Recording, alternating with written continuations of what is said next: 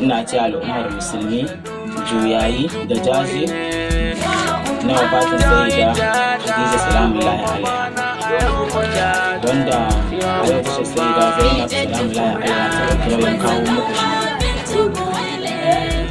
To, yan uwa da fatan kuna tsaye da ni. 10 ga watan Ramadan kamar ranar farin ciki ce, ranar falala ce, ranar murna ce ta wasu abubuwa da dama.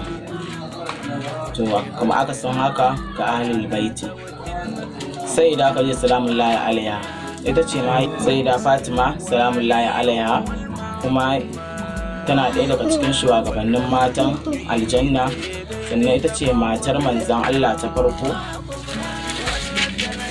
Duba da yanayi cewa manzon Allah biyar a wata ba sai da ya kasance Sayyida Khadija ta yi wafati a wannan rana, har ma yake kiranta da amal huzni.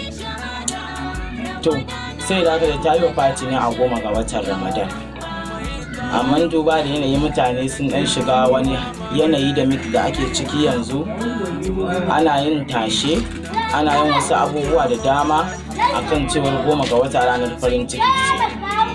To gaskiya ba haka bane ba, saboda Sayyida Khadija a ranar ta yi wafati, kuma duba da yanayi makiya manzon Allah sallallahu alaihi wa alihi suka zo suna kiɗa suna murna da cewar manzon Allah ya zama gauro, ya zama tuzuru, shine yasa suke wannan abin, sai ya zama na mutane sun tabbaka wannan sunnar zuwa haka.